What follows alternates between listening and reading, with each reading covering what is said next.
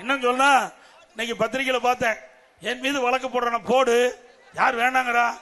நான் வழக்க பார்த்து தானே வந்திருக்கிறேன்.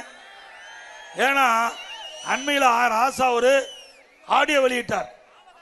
மத்திய அமைச்சர், முன்னாள் மத்திய அமைச்சர், இன்றைக்கு நாடாளுமன்ற உறுப்பினர், திமுக கட்சியுடைய துணை பொதுச்செயலாளர், அவர் ஒரு ஆடியோ வெளியிட்டார். அந்த ஆடியோவில் இருக்கிற ஒரு கருத்து எல்லா பகுதிக்கும் போகுது. எனக்கு மட்டும் இல்ல, தமிழ்நாடு மட்டும் இல்ல, இந்திய அளவு அது ஒரு பரவலா பேசப்படுகிற பொருளாகி போச்சு.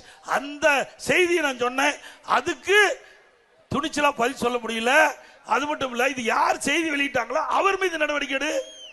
நடவடிக்கை எடுத்தா அடுத்த ஆடியோ விட்டுருவார். ராசா இப்ப அவர் மீது நடவடிக்கை எடுத்தா அடுத்த ஆடியோ ரெடியா வச்சிருப்பாரு, விட்டுருவாரு. அதுக்கு பயந்து அவர் மீது நடவடிக்கை எடுக்க முடியல. என் மீது கோபப்பட்டு என்ன பிரயோஜனம்? திரு ஸ்டாலின் அவர்களே, அவர் அந்த ஆடியோவில் வெளியான செய்தி உண்மையா இருக்கலாம்ல. நல்லாட்சினா எடப்பாடியார் தான். வாக்களிப்பீர் இரட்டை இலைக்கே.